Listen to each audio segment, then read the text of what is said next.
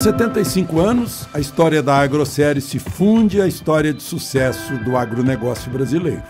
Pelas mãos de Antônio Secundino, fomos pioneiros ao desenvolver o primeiro milho híbrido adaptado ao Brasil. Ao longo de gerações, acompanhamos o trabalho incansável dos produtores rurais, para que o nosso agronegócio continue ajudando a construir o futuro do Brasil. Agroséries, grandes histórias constroem o futuro.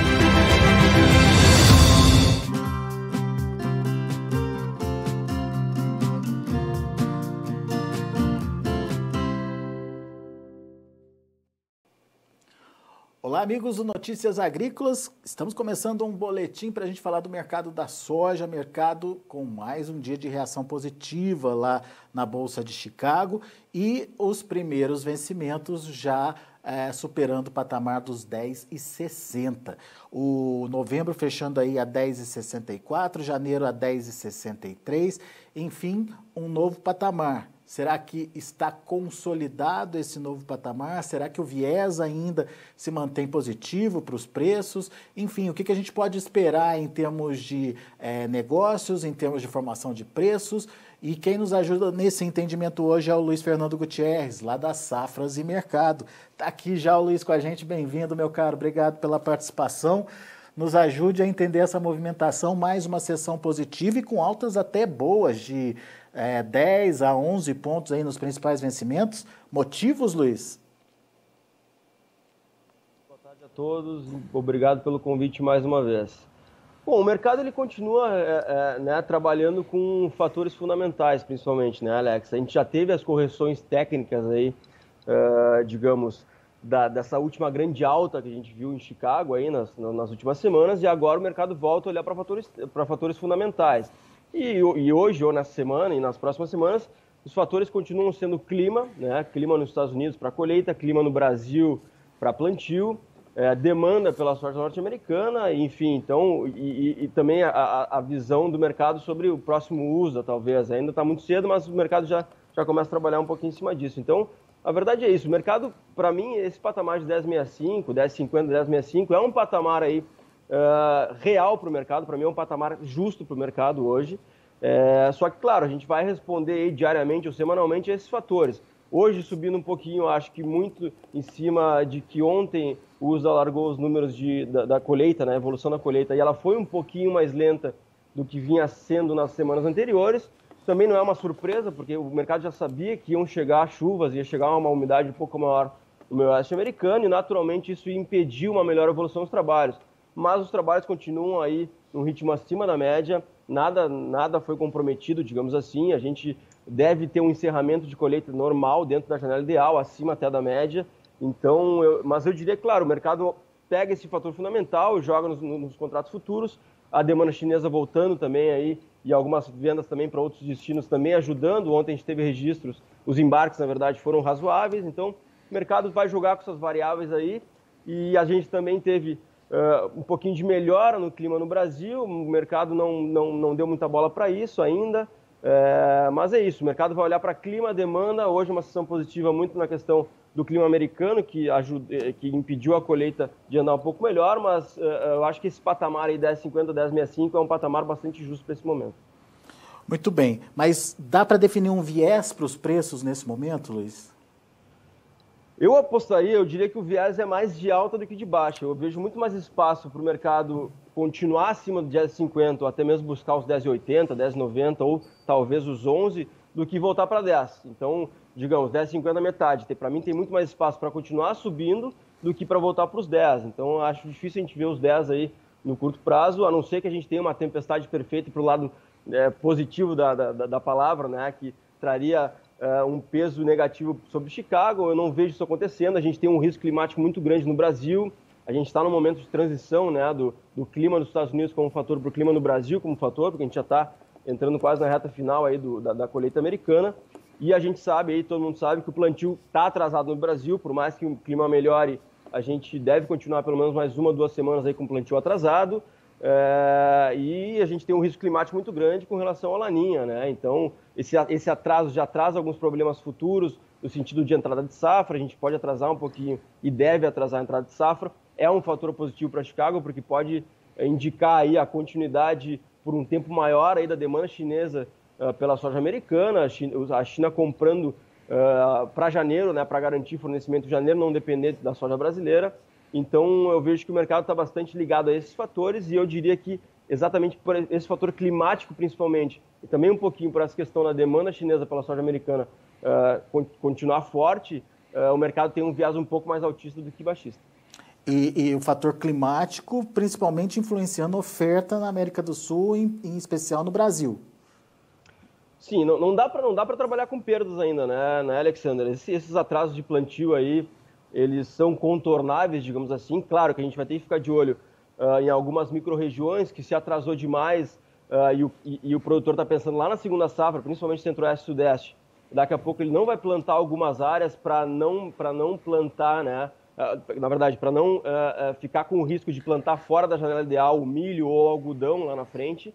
Então pode ser que isso aconteça, mas eu diria que ainda seriam áreas pontuais, assim, não seria algo em grande escala, mas a gente tem que ficar de olho nisso. A questão climática é importante, os problemas até o momento eles são contornáveis, né? Se o clima melhorar daqui para frente, a gente pode colher uma safra grande, pode colher uma safra recorde, se ele for perfeito, mas claro que a gente tem esse risco aí do Laninha, que a gente costuma ter chuvas bem irregulares ou até falta de chuvas, que é o normal para o sul do Brasil, então esse risco vai nos acompanhar até a colheita, então a gente tem que ficar de olho nisso.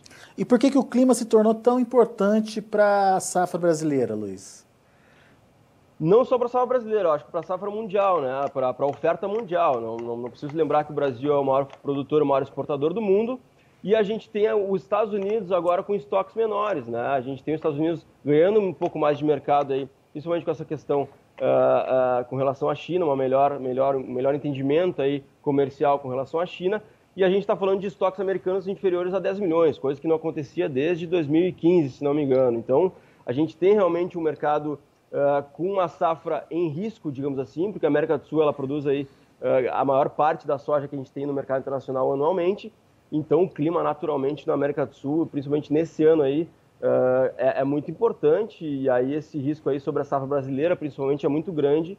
E a gente lembra que anos de Laninha, historicamente, a gente tem perdas muito importantes no sul do Brasil e na Argentina. E aí, a gente sabe que no sul do Brasil, a gente tem Paraná e Rio Grande do Sul, que são dois dos 3 maiores estados produtores do país. Então, perdas nesses estados representam perdas importantes na produção brasileira. E é a mesma coisa com a Argentina. Perdas na Argentina aí, que já vem de uma safra aí que vem patinando há um tempo, até por questões internas também de mercado, a produção pode não ser cheia, pode não repetir aí recordes que a gente já tinha visto.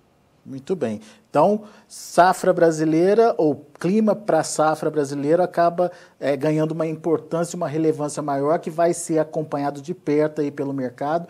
Qualquer alteração que afete a oferta aqui na América do Sul vai dar mais fôlego para o mercado da soja lá em Chicago.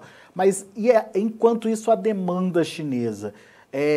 A gente viu aí a China voltando às compras e comprando até de maneira significativa, mas tem fôlego para continuar comprando, Luiz? Soja americana ou brasileira, Alex? Desculpa, a China comprando lá nos Estados Unidos. Sim, verdade. É aquilo, a gente já vem falando isso há um tempo, não tem por que a China parar de comprar, né? Os Estados Unidos está entrando aí com uma safra não cheia, mas uma safra grande, ainda grande, né? E a gente não tem mais soja para oferecer para os chineses, o Brasil não tem, a Argentina tem problemas para vender, né? O produtor argentino não quer vender soja pela questão cambial, porque ele com a soja na mão, ele ainda tem dólar na mão, e se ele colocar isso no mercado vira peso para ele, e ele não está querendo ter peso na mão, ele quer ter dólar, então por isso que ele não avança nas negociações. Então tem um problema, digamos assim, de oferta argentina para a China, e o Brasil não tem mais soja para oferecer para a China até fevereiro, até a entrada da safra. Então é natural que a China continue comprando soja americana. A China continua necessitando de soja, falam em estoques grandes. Claro, a China sempre tem estoques grandes e ela tem avançado nessa estratégia de aumentar estoques, principalmente pela questão da segurança alimentar. Não tem por que ser diferente, não tem por que a China diminuir estoques ou diminuir a relação estoque-consumo. Então é natural que ela continue comprando soja americana, ainda mais que, como eu falei, a gente vai atrasar, o Brasil vai atrasar a entrada de safra, não adianta, a gente atrasou já o plantio, provavelmente tudo indica que a gente vai ter um atraso de entrada de safra, ou seja, os primeiros dias de janeiro a gente vai ter pouquíssima soja ou quase nada, Então, e a China, para garantir seu fornecimento aí, para não ficar dependente dessa entrada de safra brasileira, vai avançar nas compras, vai comprar mais soja americana até janeiro, até talvez fevereiro, para aí sim, a partir da entrada da safra, a safra já consolidada no Brasil, voltar a migrar a sua demanda para os portos brasileiros, que é algo sazonal, que naturalmente vai acontecer. Então, é por isso que eu entendo que a China tende a continuar comprando nas próximas semanas, até final do ano, aí, soja americana, e a partir aí da consolidação da soja brasileira, ela volta a comprar soja daqui. Muito bem. Então, ficou muito claro o retrato aí do mercado, o que a gente tem hoje em termos de fundamento e possibilidades aí para preços e, obviamente, o viés positivo que você colocou foi muito bem justificado. Agora, Luiz, e Brasil, hein? O que a gente pode esperar de Brasil? Esse atraso no plantio pode ser recuperado de alguma forma agora com a volta das chuvas? Enfim, qual que é a sua avaliação desse início de safra aqui no Brasil? O início de safra é preocupante, né? Não tem como ser diferente. A gente realmente tem um atraso aí que há um bom tempo a gente não via. Centro-Oeste, Sudeste, todos os estados praticamente atrasados. O Sul ainda não dá para dizer que está atrasado, exceto Paraná, mas Rio Grande do Sul aí ele costuma plantar um pouquinho mais tarde, então está dentro do normal. O Norte e Nordeste também. Então, o Centro-Oeste e o Sudeste têm trabalhos atrasados, isso é um fato. Estão bem atrasados, a gente está em torno de 6% aí até a última sexta-feira. 6% tinha sido plantado, 6% da área, contra uma média de 17%. Então, Mato Grosso já teria, ano passado, metade da área plantada. Então, está atrasado, é preocupante, mas só o atraso, eu acho que não define perdas, não define nada ainda, né? Então, a resposta, esse momento, essa preocupação desse momento, ela é contornável, ou os problemas de atraso são contornáveis ainda. Claro, como eu falei, a gente pode ter algum probleminha aí, daqui a pouco, de um produtor que não quer arriscar a segunda safra lá, atrasar o plantio da segunda safra, ele daqui a pouco deixa de plantar alguma área de soja para garantir o plantio de milho ou algodão lá na frente, quem faz isso. Então, mas eu acho que ainda isso é algo bem pontual, assim, algo bem regionalizado e não é em grande escala, mas de fato é um início preocupante, mas contornável até o momento. Se o clima daqui para frente melhorar e a gente tiver regularidade de chuvas, também não em excesso, obviamente, que possa impedir o plantio, mas uma regularidade boa de chuvas aí, em níveis aceitáveis, e continuar isso até final do ano, a gente vai ter um início aí, um desenvolvimento bom das lavouras, obviamente tirando aquelas questões pontuais de algumas micro-regiões, que naturalmente todo ano acontecem, mas, como eu falei, é contornável porque se a gente tiver uma melhora climática, a gente pode ter um desenvolvimento bom, e aí se o clima ajudar durante esses próximos 3, 4 meses aí, a gente vai colher bem. Mas lembrando, o risco climático ele é muito grande nessa temporada pela questão do La Niña. Em termos de preços e negócios, pouca coisa acontecendo no mercado, né, brasileiro? Pouquíssima coisa, né, Alex? Porque safra disponível a gente não tem praticamente nada. A gente deve ter aí talvez no máximo 1% aí de soja na mão do produtor, do que ele produziu ano passado, então não é praticamente nada. Preços não param de subir no mercado disponível, exatamente por essa falta de oferta, pela briga aí por esse restante da soja para direcionar para o mercado interno. E para a safra nova, a gente também tem essa questão aí do atraso do plantio, também segura aí um pouco o preço para a safra nova. Então, fevereiro já ainda paga muito bem, março também paga bem, só que negócios muito poucos, porque a gente já tem mais da metade da safra nova vendida. Então, de novo, o risco climático existe, a gente já teve atraso de plantio, é contornável o atraso, mas coloca em risco um pouquinho a produção, e o produtor não quer voltar a arriscar muito mais que 50%, porque ele tem que garantir a produção, não quer vender algo que ele não possa entregar, talvez. É natural isso, é natural que ele faça isso. A gente tem uma comercialização aí a mais avançada da história, talvez, para essa época do ano. Então, negócios muito poucos têm acontecido aí nos últimos dias, mas os preços estão muito favoráveis. Então, quem vendeu pouco ainda, que são, diria que a minoria dos produtores brasileiros que venderam pouco aí da safra nova, podem continuar avançando, que o preço é favorável. Você citou aí da baixa oferta no mercado interno e principalmente a disputa ainda elevada por essa soja remanescente.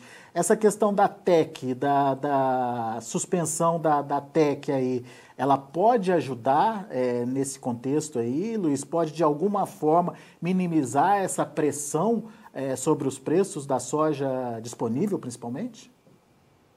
Eu diria que o impacto sobre preço, Alex, nesse momento para a safra disponível ele é muito pequeno e vai ser muito pequeno porque eu acho que a estratégia do governo para segurar preço, né, com o intuito de segurar preço, ela foi atrasada. Ela tinha que ter sido feita antes, tinha que ter sido implementada antes, porque preço agora a gente não tem quase nada de soja, já se exportou para mais, né, a gente, enfim, tem pouquíssimos volumes, os volumes agora são direcionados para o mercado interno e para mim essa questão aí supera a retirada da TEC, porque realmente a gente tem muito pouca soja disponível aí para os próximos meses.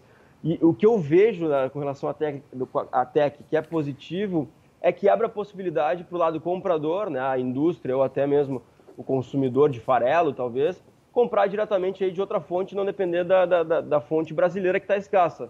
Então, mas isso não vai impedir preço de continuar firme, não vai derrubar preço, não tem como. Pode impedir um pouquinho que o preço suba para mais, mas o preço deve continuar firme. Então, eu acho que o impacto aí positivo da TEC, o impacto empírico, digamos assim, de fato no mercado, é mais realmente a abertura da possibilidade aí para o consumidor buscar outra fonte de soja, ou até mesmo de farelo e óleo, que também foi retirada da TEC, e não depender aí da baixíssima oferta brasileira. Mas isso muda a nossa perspectiva de importação? Ou seja, ela pode elevar o volume importado esse ano, obviamente em função dessa redução da TEC, dessa retirada da TEC?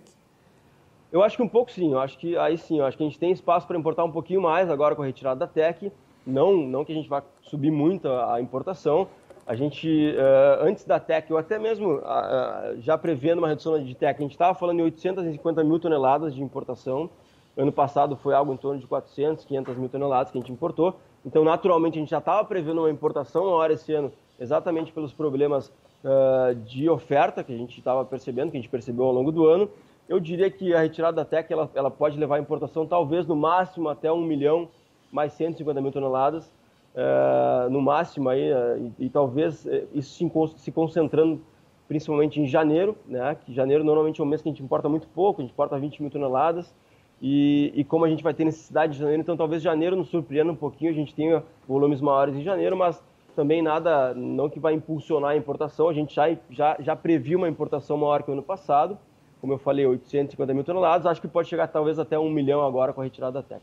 Ou seja, não muda muito o cenário, então, até que ajuda pelo menos a balizar o preço, pelo menos evitar uma explosão de preços, digamos assim, mas para uma soja também que não existia mais no mercado, então nem ia adiantar mesmo ficar forçando muito mais uma alta de preços no mercado interno, porque não ia conseguir buscar essa soja. Mas, enfim, tem esse fator positivo que abre a possibilidade daquele que julgar necessário e buscar ter acesso a essa soja no mercado internacional. É isso aí. Muito bem, Luiz Fernando Gutierrez, muito obrigado, viu, pela sua participação aqui com a gente, mais uma vez trazendo informações importantes que ajudam aí o produtor a definir o seu gerenciamento da comercialização. Obrigado e volte sempre, Luiz. Obrigado, Alex. Um abraço. Até a próxima. Grande abraço. Tá aí, Luiz Fernando Gutierrez, Safras e Mercado, analisando o mercado da soja aqui com a gente. Bom, vamos aos preços, vamos ver como estão encerrando as negociações lá na Bolsa de Chicago para soja, milho e também para o trigo. Mais um dia positivo, como a gente disse aqui, para a soja. Novembro até subindo bem, 10 dólares e 64 centes por bushel, 9,75 de alta. Janeiro, 10 dólares e 63 centes por bushel, 9,75 de alta também. O maio, 10 dólares e 48 centes por bushel, 11,25 de elevação. E o julho, 10 dólares e 49 centes por bushel, 10,25 de alta. São os números da soja. Vamos ver o milho. Para dezembro, 4 dólares e 8 centes por bushel, 3,5 de alta. Para março, 4 dólares e 13 centes por bushel, 2,75 de alta. Maio, 4 dólares e 15, 3,25 de alta. E julho, 4 dólares e 15 também, com alta de 3,5 pontos. E para finalizar, o trigo. Dezembro, 6 dólares e 32 centes por bushel, 5 de alta. Março, 6,32, a mesma cotação do dezembro, 6 pontos de alta. O maio, 6,30, alta de 6 pontos. E o julho, 6 dólares e 18 centes por bushel, 7,75 de elevação. Trigo em franca expansão também nos preços no mercado internacional. A gente vai ficando por aqui, agradeço muito sua atenção e a sua audiência. Daqui a pouco a gente volta com outras informações e mais destaques.